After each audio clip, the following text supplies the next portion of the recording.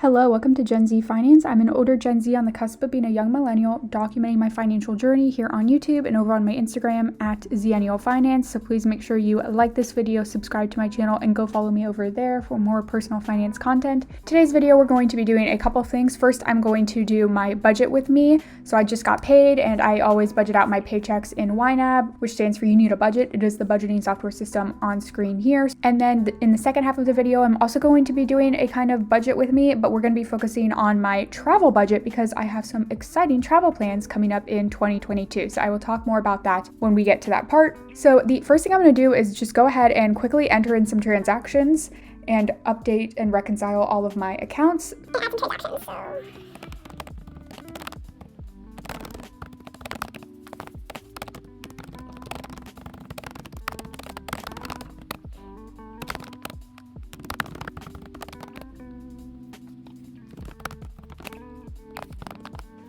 So the YNAB sale happened this week, and if you missed it, I'm sorry. It is closed, and it will be closed until next year until they run it again. But they did a sale of some of their merchandise, so I did go ahead and purchase some of that. I got and I'll try to put a picture up on the screen, but I got a hat, a sweatshirt, and then a Christmas tree ornament. So that was $59. And then I also got a Christmas gift for my mom. I got her a YNAB mug because she has been liking YNAB a lot more. So we will save that transaction. So I've entered in all of the transactions that I had been missing, and then I'm going to go ahead and enter in my paycheck. We've got some overspending to address, which we will get to. So if I jump forward into November, I just want to make sure most of November is funded. I funded that with my last paychecks, but I just want to make sure that most of that is taken care of. I know that I need to put another, I think, $370 into this brokerage line item because I do have a scheduled transaction of $500 on the first of every month coming out. So I need to go ahead and do that. And then I think that takes care of everything in November. So when I go back to October, I'm going to come down to these savings items. I'm going to do the $200 to my next year deductible, $200 to my car replacement, and then I'm gonna try to do $200 to here as well. Okay, so now let's cover some of this overspending. So first thing here, $59 in overspending for my splurges and mindless wants. So that was mostly my YNAB swag sale. However, you can see here, I did set aside $50 when I got a bonus back in September. I knew that the YNAB swag sale was coming up, so I put $50 here. So we will cover this overspending first with the YNAB swag sale. Okay, and then I can go ahead and just delete this category because I was kind of just a holding. Still $9 over. I will just take the rest of this from my don't spend it all in one place, which is my holding category for all of my fun money. I can kind of spend this money however I want within these sections here. So that's covered. All right, I have $50 in overspending. I did go ahead and buy some crypto earlier this month. I'm just going to cover that from my normal paycheck. So we'll do $50 there. And then the last overspending I have is in my monthly subscriptions. So unfortunately, I totally forgot that my Netflix subscription was coming up this month. So for the entire year, I've been paying for my Netflix subscription with a Netflix gift card. At the beginning of 2021, I bought a $100 Netflix gift card and used that to pay for the subscription each month. But that credit ran out this month and I completely forgot about it. So I was planning to cancel my subscription before the gift card ran out and I had to pay for it with my own money, but I just completely forgot. So I'm going to have that for the next month, and then I did go ahead and cancel it. But I'm going to go ahead and first I will move this $279 from entertainment to my monthly subscriptions category, and then I'm going to take the rest of this $1237 again from don't spend it all in one place because Netflix is kind of like a fun spending category in that way. So I'll take the money from my fun money. Okay, that leaves me $80.26. All right, let me put another $50 into my brokerage category for this month. So that will have an even $600 going into there. I have $30.26 left. Oh, I need $13 more to fully fund my move out fund category for this month. So I'll put in $15 there so that's done. That's exciting. I didn't think I was going to be able to fully fund that this month. Okay, so with this $15.26, I'm just going to put the rest of this into my holding category because I don't really have a job for that otherwise. Okay, so that is going to be it for the paycheck budget with me. But like I mentioned, I do want to take some time to talk about how I budget for travel in YNAB. If we come all the way down to my savings category, you can see here about halfway through, I have this travel and trips. And for most of 2021, I've been putting about $150 a month into this category. It is my main sinking fund for any vacation, holidays, fun activities, or trips like that. However, I have not been doing it for the past couple of months because once I hit $3,000, I felt like that was enough, especially since at the time I didn't have any truly solid travel plans anytime soon. So I just decided to stop funding this for the time being. So like I said, this is my sinking fund. This is a quick way where I can just like scroll down to my budget and see, okay, I've got $3,000 available to travel. But then you see this bucket emoji here. That means that this is kind of a shell category.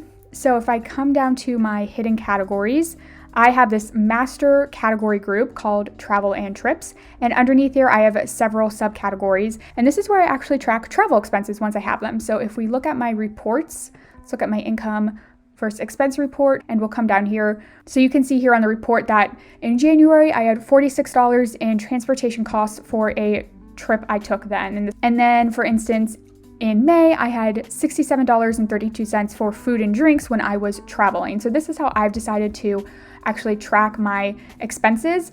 So once I have an expense, I put it under this one of these categories, and then I move that money to cover it from my travel and trip sinking fund. However, I do have another budget in YNAB that is specifically for planning out how much I'm going to need for all of the upcoming travel plans I have. So I'm going to go ahead and open that budget. I call it F-COVID for obvious reasons. Okay, so here it is. It's very simple. You can see over here for my on-budget accounts, I have $3,000, and that should always match the total available in my travel and trip sinking fund in my personal budget. So these numbers always need to match, and that's how I know that an account is quote unquote reconciled. Over here, we've got a couple sections. So this trips not happening / on hold. Category groups under this are for trips that I either like thought was gonna happen and they just didn't happen, they were canceled, or they're on hold, but I still kind of want to be able to see what I was planning to spend. So you can see here that I was thinking I was gonna go to New England in October of 2021, and spoiler alert, that is not happening. But you can see this was kind of what I was planning to spend on each thing, and I had set aside about $800 for this trip.